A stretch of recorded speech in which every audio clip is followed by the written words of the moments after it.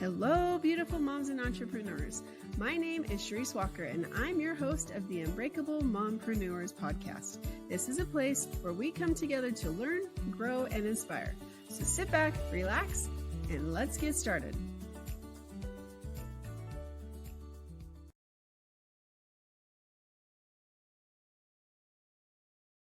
Hello, Unbreakable Mompreneurs. Today, we are going to talk about the leadership side of things in a business, as well as growing your business. And, we will talk about some business stuff, but we're also just going to let the conversation roll and go into motherhood as well.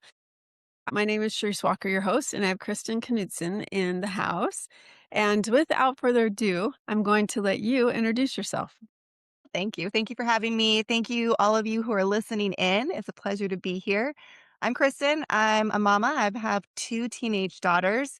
They're very teenagery right now. I've been through the ringer with it. I mean, I remember the days when they were in elementary school and we had a tiny little apartment and I was trying to just figure out how to make work for us and, make work so that I got paid so I could take care of them.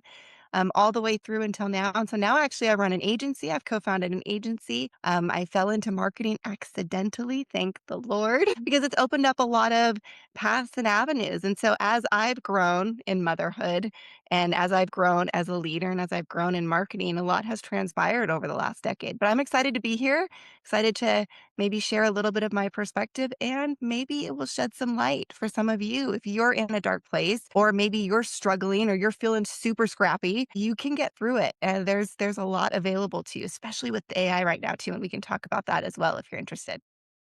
So, thank you for sharing that. And I want to step back because you are a single mom. And I remember those days where I was fortunate until I wasn't fortunate and lost my job. That's the first time I was ever fired or laid off. Fortunately, I was able to go to work at corporate, but work from home. So it was fantastic. And that was kind of my transition to entrepreneurship. What were those feelings, as you're starting building this business? Because I've also started a marketing business. I co-founded and my partner ran it into the ground, and so I lost a lot of money, but Expensive mistakes. I know. Number one mistake, if you're gonna do it yourself. But what are some lessons that you have learned as you've grown that business from scrappy till today? I think it's really interesting that you said you ran it into the ground or your partner ran it into the ground, right? One of the lessons that has it's popped up over and over and over again for me because apparently I'm really dense and it took me a long time to get this lesson. But every failure has a seed for success. Every failure, it can be really expensive seeds, but it births the next phase. And then also, every success has failures in it too. And I think that a lot of it is trying so hard to learn to take the emotion out of things. And I know that's really hard to do, especially as a female and a Gemini and a spiritual woman and a single mama, right? My hormones are in overdrive. I'm 44 right now. But learning to take the emotion out of things and look at it from the perspective of this is just data. This is just information. It's information on who I'm choosing to partner with. It's information on the type of leader I want to be. Man, I look back at the type of leader I was even 5 years ago. I've grown so much. There were conversations that I replayed. I'm like, well, I learned I don't want to lead like that. I learned that's not the person that I would want to work for, things like that. And so if we can take the emotion out of things, we can collapse time and learn even quicker because every experience we have is just data. It's just telling us what's working, what isn't, where the gap is, where to move. And believe it or not, that's all marketing is as well, right? Throwing stuff out there, seeing what's working, what isn't, and find the way to move forward. I remember the days where I was sitting on my apartment floor and literally I felt like a black hole because relationship was horrible. Hey, I'm a single mom. So there was all that stuff existing. And then I've got these 2 young, I had a 4-year-old and I had a second grader. I had to figure out how to take care of them and get them to school and also still show up for work when, by the way, school starts after work starts and ends before work ends. Do you do that? How does a single mama do that? So then walking them to school and then, figuring out those components, but then also all of the bills and all the things that needed to come in and then find a way. How do I open up space to bring in more? Because there's the whole concept of time on task. So that can be really overwhelming. And again, it comes back to taking the emotion out of things. And then also, thank the Lord, I was introduced to some phenomenal mentors. So humbling yourself, recognizing I don't know everything. Lead me, show me, open a door, I'll stick my whole butt in. Open a window, I'll throw my shoulder and hold it up. Like little thing, like give me an opportunity. I'm going to see what I can do with it. And so those scrappy days, they were hard, but again, taking the emotion out and finding a way to see what's in front of you and how you can move forward with it. Well, and I also want to add to that you said that you might not know everything. Even if you do know what they know, like your mentors, because a lot of times, like I'll go to these business things, like I have a master's degree in business, I've built businesses, and I sit in these business meetings. I'm like, everything you're saying up there, I know. Like it's not new. But I go to these conferences and also try to say, okay, what can I learn that is new? So I'm not like that type of person. I don't want that to come across. But my point is that even if you know the stuff that they're saying to you, are you executing on it and are you doing it? Because if you're not executing and doing it, then obviously you do need help still. Yeah. And speaking from experience. And so you need an accountability person. You need someone to say, okay, did you get this done? And hey, have you thought about this? And Mhm. so it's like, okay, well, why am I going to pay somebody $500 a month when I know how to do this? Well, it's because are you doing it? And Yeah. where are you 6 months ago and where are you today? Oh, you haven't changed anything? You haven't improved anything? Like I'm gonna be vulnerable. There's workshops that I'm like 6 months ago, okay, I'm gonna start these workshops. I even have people that are waiting for me to hold the workshops. I haven't scheduled the date. So then it's like, okay, let me work on that mindset. Why haven't I scheduled the date? And what, well, because my funnel's not done. You don't need a funnel. We have people that are going to be there anyway. Okay, well, because I haven't written my curriculum. Why haven't you written your curriculum? It's like all these different things. And if I were to have that mentor say, okay, sure, let's get this done. Or better yet, I hire that person to create the funnels. I hire that person to get it done. It'll be done in 3 days and then I can move forward. So then it's like, why haven't you? And so that's the part that with the mentor, totally being vulnerable on that one. Even if you know this stuff, you still need somebody there to support you and coach you. Gosh, yes. There are so many different variables and so many different things that go on to just flipping existing here. How can we remember all the things and have it be cognizant in front of our mind at all times? Right. So interesting that you brought those things up because typically we don't do things because we associate a pain with something, Oh, right? 100%. So there is a pain that you wasn't at the forefront of your mind. If I hold this workshop, there's something that's going to be painful about the process for you. And so then we have to ask ourselves questions, remove the emotion from it, and ask ourselves like really vulnerable, honest questions. Well, why don't I want to do this? What do I think is going to happen? Go down that flipping rabbit hole. I mean, some weird stuff pops up, right? Weird stuff. And I think that it's good that we have people around us, not just mentors, but people that we aspire to be like, people that we respect, people they don't necessarily have to do exactly what we do, but I have a friend who is incredibly spiritual. She's phenomenal, and I preach all the time, practice gratitude, be grateful for what you have in your life. But guess what I haven't been doing for the past 2 weeks? I haven't been writing what I've been grateful for every day, and that's what I tell people to do, and I was complaining about something on the phone with her yesterday, literally complaining about something, and she's like, "So how's your gratitude practice going?" It's like, who preaches be grateful? Haven't even done my gratitude practice in 2 weeks. So thank you for bringing that into my awareness because then that changes the whole landscape of how we operate. And that's also having the support around you that's willing to call you on the carpet for stuff that you're not doing. It Yes. hurts, but like it's good. It's very good. The people It's that so want us to grow, the people that want to work with us, like, at the high level, the people that really care, they're the ones that won't walk on the eggshells. They'll say things with love and kindness. It's called open, honest, and direct in a positive, nurturing environment. My mentor taught me that one because I can say a lot of things and come off like a bee, right? But you have to have the nurture with it too. But the people who want us to grow, they're not going to be afraid to tell us, "Hey, I noticed this. You might want to correct it." Or, "Hey, you sounded like this in a meeting. You might want to like listen back to the meeting notes or hey, check, review this and then let me know your thoughts. You know what I mean? Like that's what people who love us actually do. that's true. Very, very true. Okay, so you've built the business, you're doing well, you've created an agency. How did you get over hiring that first person? It's can always be a struggle. It's something that I feel comes to the table with every new role that's created, especially because when we're growing, we still have margins. We still have, we only have so much that we can allocate to a budget. Or if we have a new client come on, how we're going to structure what that client service is going to look like. And then we run into the obstacles of overseas talent. They're working at different times, and I've been burned where a couple of times people are sleeping on the job and they're clocking hours, and but that's the cost of doing business. And so I think that it comes back to, again, asking those same questions. Why am I afraid to do this? Why does it hurt? Because everything that happens outside of us is also happening inside of us. Does that make sense? It's called the law of correspondence. It's the mirror law. So, for example, I'm going to give you an example just because this is a weird, funny one.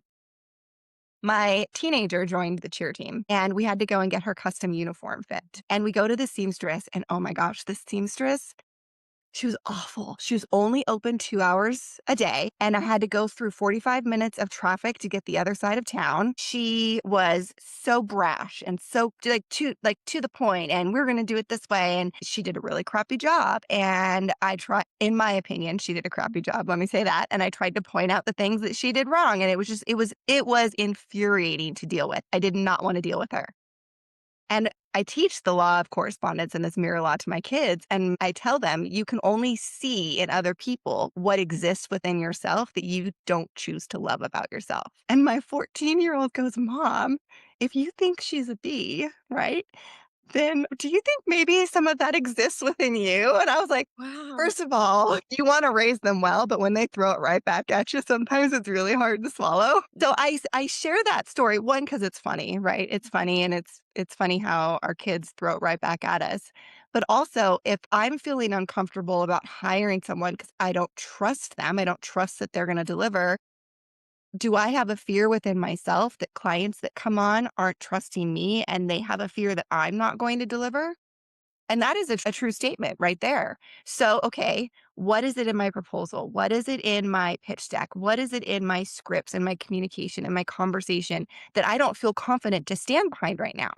Let's work on that. And then once I get good on that, then it's really, really interesting when we work on ourselves, you guys, when we turn that focus inward and we work on ourselves, the landscape around us just completely shifts. But we have to do this work first. It's not, no one else is the problem. We are the problem and we're the solution.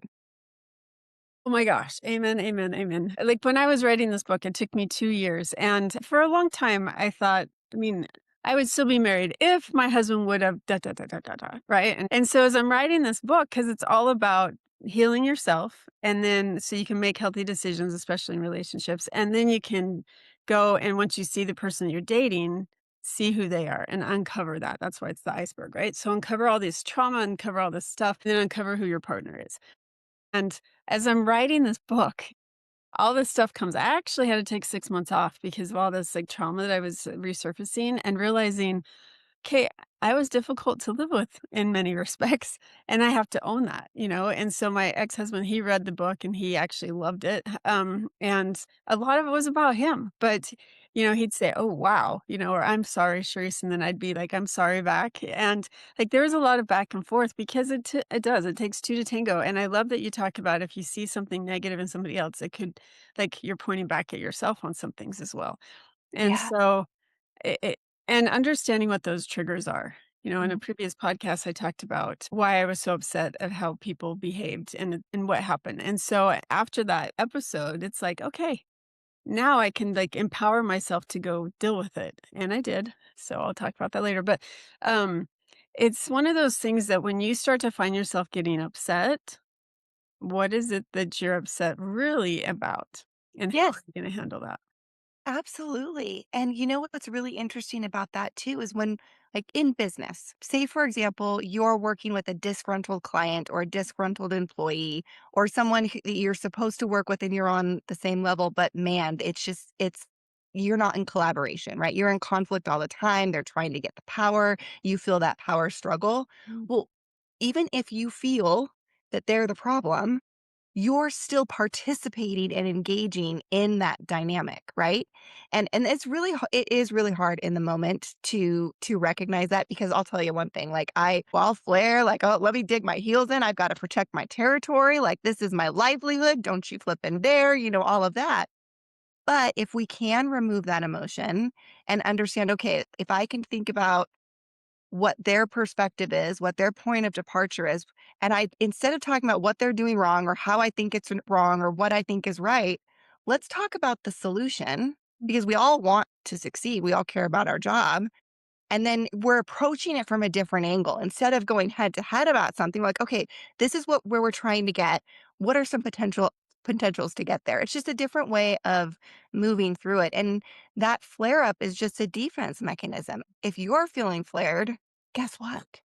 So are they, right? So are they. Oh, I needed this conversation today. Okay, so here's I'm gonna put it out in the world. My husband's like, "Why do you overshare so much?" I'm like, "Because that's the point." Because I have a podcast. I know. We as women, if we don't like get vulnerable, then it doesn't mean as much.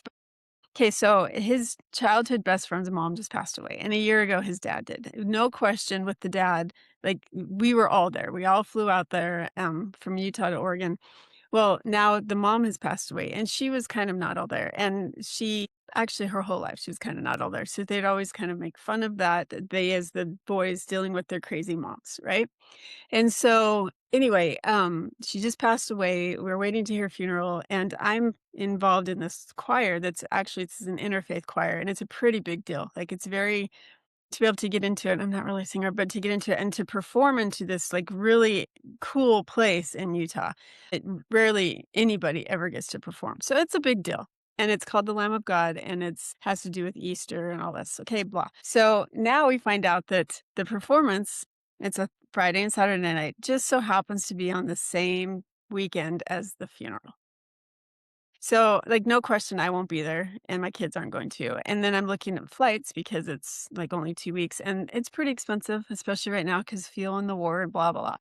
And so or the conflict. And so it's like my husband now, I can tell he's like, what does he do? And well, I just found out he can come to the dress rehearsal, but it's not the same as the performance. So I'm really sad because I want him to be there. And so I call him up. I talk to my son. I'm like, okay, I know we're autistic. And so like funerals, like getting to that, I'm not affected by it as much and probably because not anyone close, but they're dead. So you're there for the living. And so I called my husband. I'm like, no, explain to me, like, I get why you have to be at his dad's, but why do you have to be there for hers? And so he's like, well, because. And I said, I promise you that this person, if roles were reversed, he would not be going out of his way to be there for you. So really, why do you want to be there?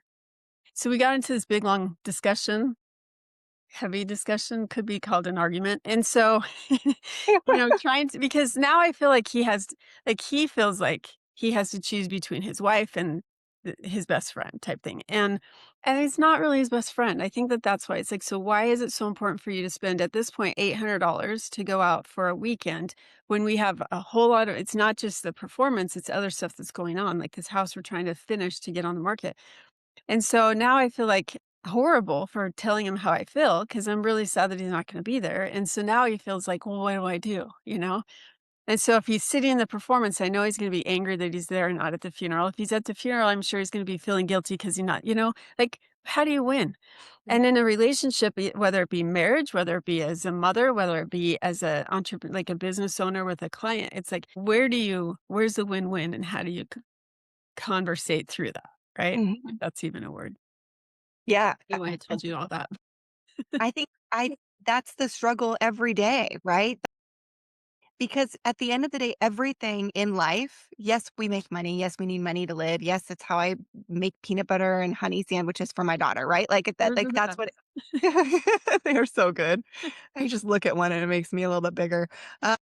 It adds up quick. But we need those resources. However, at the end of the day, all of that exists because of relationships. And relationships are the most important dynamic that decide whether you'll succeed and fail at things and what legacy we'll have in this world and what resources we'll be able to so it'll your relationship decides how long your marriage lasts, what your family structure is like. If you have the capacity to show up the way you do at work, if you feel refreshed to be able to turn on your camera for a podcast, relationships feed all of it. And at the same time, because everything has duality, right? Success has failure, failure has success, light has dark. At the same time, that relationship can also, it can be that can be the most difficult thing to be able to journey through. And that's why there's so many tools, and that's why there are so many courses and so many leadership trainings and mastermind trainings, because we're humans. We have emotions. We go through menopause. Let me tell you, perimenopause is like, I am scared for regular menopause because perimenopause is, it's scary. But we've got all of these things that disrupt our brain and the way that our brain fires. And so we're not robots that can answer perfectly in AI, even if I tell it to F off because I'm angry and tapping my keyboard hard. Like we're humans, right? We have bad days, we have sick days, and it's hard to navigate. All of our brain is constantly scanning for threats, constantly scanning for that all the time. And that's what it sees first. So that's why that's how we respond to people first, even if it's your husband who just lost people. Yeah. No, it's very, very true. Okay, so let's talk about your business because we talked about Yeah. motherhood and we talked so what do you help people do? I help people do a lot of things.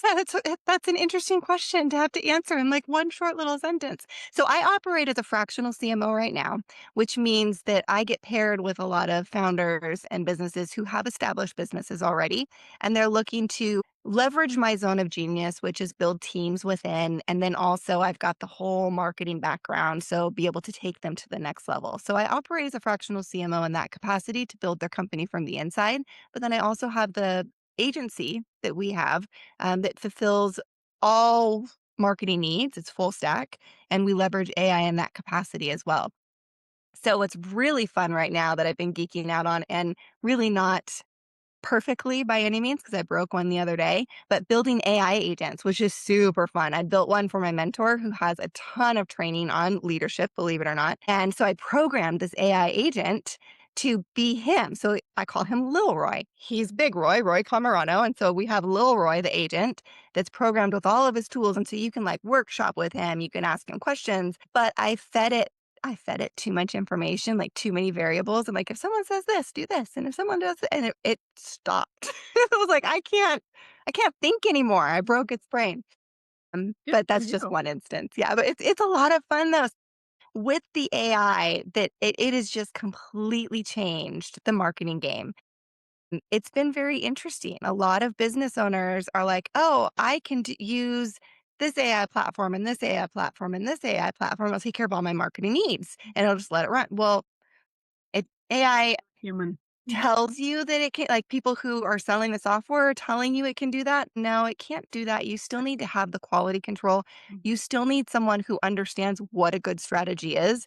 Because if you don't, so viewers, if you're interested, go to ChatGPT and just type in, write me a welcome email to my community. And it's going to give you weird, short bullet sentences and not how people write. It's going to give you these long M dashes. It's going to throw in some weird random emojis that AI uses over and over again. And the problem with this is people are tuning it out. A lot of the ads that I'm seeing just on Meta alone, they all look structured exactly the same. And so one of the biggest problems is a huge obstacle with social media. I'm going on a tangent. I hope that's okay. Is people will scroll the equivalency of 50 50 yards, so a football field in one day, just like this, with their thumb. And this stat it was during COVID. And if you think about that, it's probably way more. I should do a little bit more research because we've got TikTok. I mean, the creator world has just blown up, right? So if they're scrolling like this, more than 50 yards, a football field a day, we have to do what's called thumb stopping content. Make them pause, make them read it. But if everything looks insane because AI is just pumping out what it thinks is the best script and you don't know any better, then your marketing is going to flop. So you're wasting money and time on a system that says it can solve everything for you. And you have no quality control to ensure that it actually has a good hook. It actually flows the way it actually speaks and emotes to your avatar, the ideal person you're looking to move forward. And so that's why it's really, really important to actually pause and think, okay, how am I using AI is phenomenal for collapsing time. I'm telling you, it has saved me so much time and money. But because I'm being cognizant of how I'm using it and applying it in my business, I'm using it to support human behavior, not take over human behavior. And it's true. My daughter is on a rampage because she's an artist, and so when she sees this AI art, she's like, "They have 5 fingers. Look at their fingers, that's not real." And so, I mean, yeah, like, I cannot get a thumbnail to look like me. I will upload your picture You look beautiful. I look like some weird person that I don't know. My husband's like, "Who is that?" I said, "I got tired of fighting with AI. It's me." He's like, "It's not either." I go, "I know." I can't get it to make me look like me either. It's like it always says, "You have an interesting bone structure." I'm like, "What are you trying to say, chat? What are you trying to tell me right now?" I know, that's funny. That's really funny. Okay, if women or anybody, because I'm looking at you and going, "Okay, wait, you can build a bot for me, you can do this, you can do that." So if somebody wants to get a hold of you because 'cause they're like, "I do need a collapse time and I don't wanna be in charge of this," how would they do that? Just go to my website and shoot me an email. It's eviaexperience.com. You can share it in the notes. Yeah, just I respond to every email that comes in. So just reach out to me, let me know what's going on. We'll see how we can help. That's your middle name, right? Yes, it is my middle. It's a town in Norway. It was my grandmother's maiden name. That's so cool. That's beautiful. Well, thank you so much for being on, Kristen. My pleasure. Thank you for having me. And Unbreakable Moms. We talked about a lot, but first of all, take a deep breath and know that what you're doing is the right thing, and it's good. And if you're having issues with some things, figure out what those triggers are and what's bothering you. Second of all, if you want to learn more about marketing and how you can actually get more exposure so you can grow your business, then reach out to Kristen. And in the meantime, if you like this, then please share and subscribe. Go out and make it a great day. Beautiful moms, remember, you are unbreakable. Keep illuminating the world with your strength, pursuing your dreams, and reveling in the splendor of motherhood. This is Charisse Walker, bidding you farewell for now. Stay tuned for more empowering conversations on the next episode of the Unbreakable Mompreneurs podcast. Until then, keep shining bright. Signing off with love, Charisse Walker.